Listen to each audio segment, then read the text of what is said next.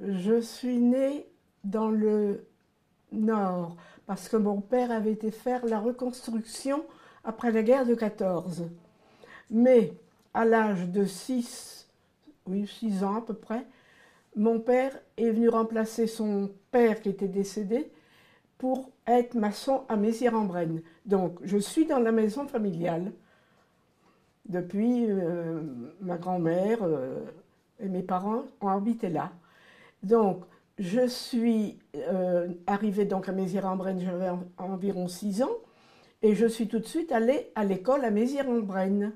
Et j'ai été élève jusqu'à ce que j'aille après en sixième. Enfin, à ce moment-là, c'était pas la sixième, mais enfin, c'était le collège de Saint-Gautier.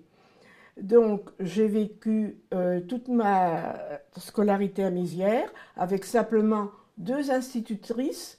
Il y avait la grande classe et la petite classe. Et nous étions une trentaine à peu près à ce moment-là dans chaque classe. Et j'ai toujours été, enfin, je me jette des fleurs, j'ai toujours été une très bonne élève. Et ensuite, je suis partie pensionnaire à Saint-Gautier alors que c'était le début de la guerre. Et nous étions plusieurs d'ailleurs, j'étais pas seule. Nous allions à Saint-Gautier à vélo, nous partions le lundi matin et nous revenions au moment des vacances.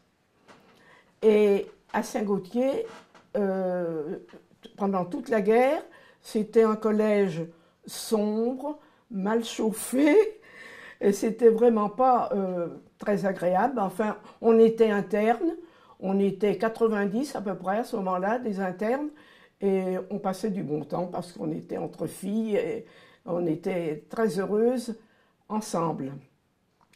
Et une fois le, ma scolarité finie à Saint-Gautier, je me suis donc trouvée institutrice parce qu'en fait, je n'ai pas passé le bac.